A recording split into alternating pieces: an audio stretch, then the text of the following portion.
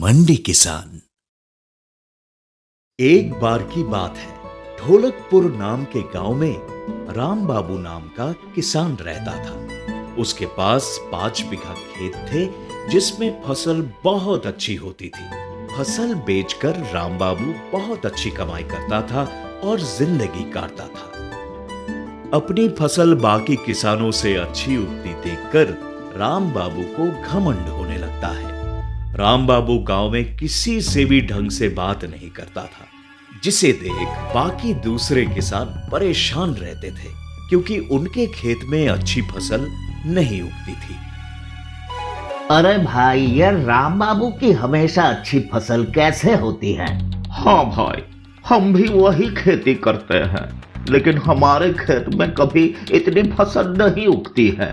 मैं सोच रहा हूँ क्यों ना हम इसकी फसल में फसल नाश करने की दवा डाल दें, जिससे इसका सारा घमंड खत्म हो जाएगा। नहीं भाई, ये गलत है। सब अपने नसीब का खाते हैं। मैं ये नहीं करूंगा। इसका घमंड जो है ना, वो भगवान खुद ही तोड़ेंगे। बस सही वक्त का इंतजार करो। कुछ दिनों बाद एक ऋषि मुनि राम बाबू के घर के बाहर आकर भिक्षा मांग रहा था। भिक्षांग देहि, भिक्षांग देहि, भिक्षांग देहि। तब एक आवाज आती है। कौन चिल्ला रहा है बाहर? भिक्षांग देहि, भिक्षांग देहि, भिक्षांग देहि। तुम्हें शर्म आती नहीं भीख मांगते हुए? भिखारी कहीं के। जाओ कुछ काम करो, मेहनत करो और पैसे कमाओ। मुझे देखो, मेरे पास 5 बीघा जमीन है और मैं उससे अच्छी फसल उगाता हूँ, और तुम्हारे पास बदन ढकने के लिए कपड़े तक नहीं है।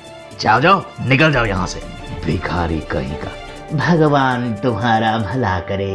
जय भोलेनाथ। कुछ दिनों बाद गांव में जमीन खरीदने के लिए बड़े बिल्डर आते हैं। गांव में वो लोगों के लिए स्कूल और अस्पताल बनाना चाहते थे। गांव वासियों, हमारी कंपनी टीएनटी ग्रुप आपके गांव में स्कूल और अस्पताल बनाना चाहती है, जिसके लिए हमें आपके जमीन चाहिए। हमारी कंपनी आपको जमीन का अच्छा कीमत भी देगी।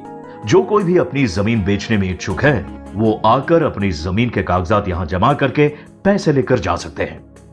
गांव में सभी किसान आपस में बात करते हैं। भाई, ये तो हमारे लिए अच्छा मौका है। एक तो हमारी जमीन की अच्छी कीमत मिल रही है और हमारे गांव को स्कूल और अस्पताल की जरूरत भी है।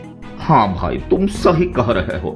इन पैसों से हम अपना दूसरा काम धंधा शुरू कर लेंगे। बिल्डर फिर कहता है, जो भी अपनी जमीन बेचेंगे, उनके घर में से किसी एक व्यक्ति को हमारी कंपनी इसी अस्पताल और स्कूल में नौकरी देगी। नौकरी की बात सुनकर गांव के सभी किसान अपनी अपनी जमीन बेच देते हैं, क्योंकि उन्हें बहुत अच्छी कीमत मिलती है और साथ में नौकरी मिल रही थी। मैं अपनी जमीन नहीं बेचूंगा।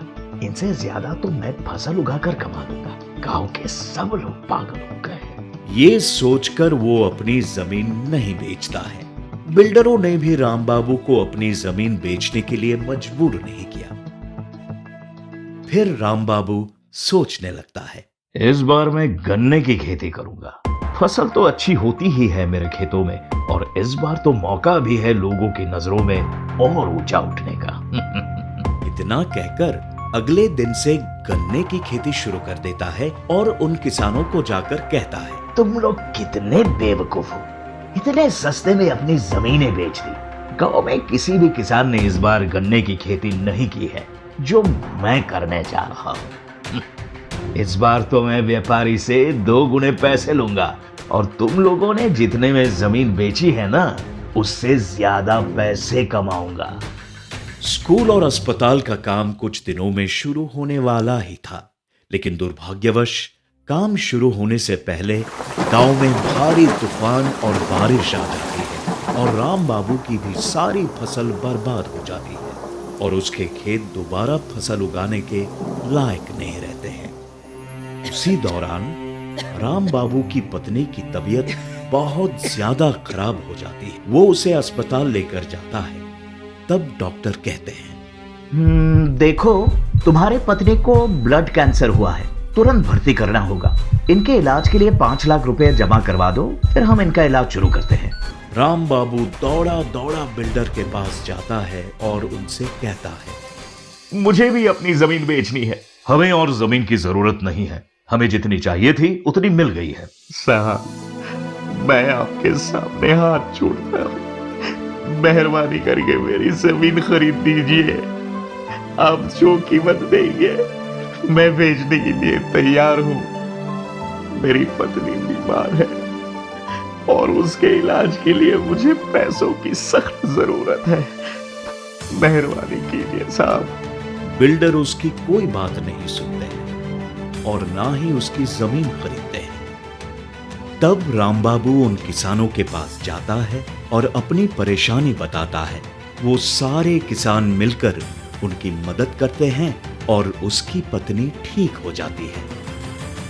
तब राम बाबू किसानों का धन्यवाद करता है और उनसे माफी भी मांगता है।